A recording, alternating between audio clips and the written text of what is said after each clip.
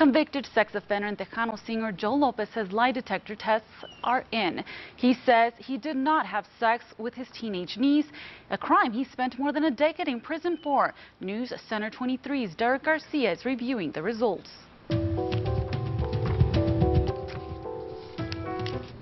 Now, the results reinforce what Lopez has been saying since 2006, that he did not commit the crimes that he was convicted of back then. Now, Lopez was asked 2 questions, and the results determined that he was telling the truth. And you can continue to give Joe polygraph after polygraph, but at some point, enough is enough.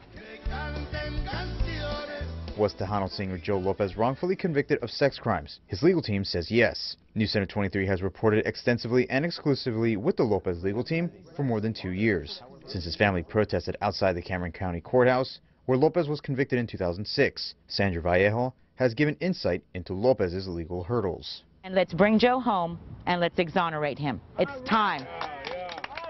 News Center 23 was there as Lopez's legal team began to push for parole and the fight to clear his name. We feel it was like a setup. We don't know anything about law. We're starting to learn about law.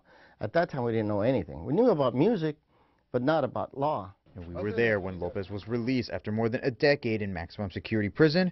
Much of his time was in administrative segregation. Oh, I feel great, man. Starting to feel better now.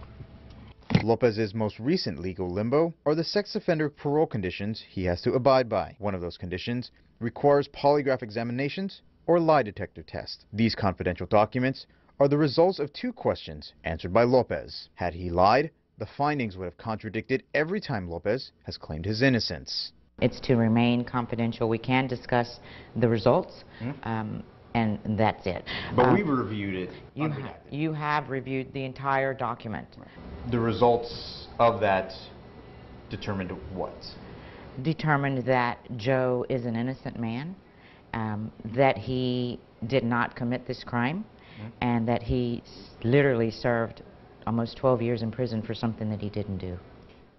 Now, we do know that the DNA evidence that convicted Lopez is now being retested. Now, the results of that DNA have yet to be released. There are a lot of moving parts in Lopez's exoneration proceedings, and that is something that we will keep you updated on. In the newsroom, Derek Garcia, KDEO, News Center 23. Susie, back to you. Thank you, Derek. For an exclusive look at how important the DNA evidence is to Lopez, check out Derek's previous report on our website, kveo.com.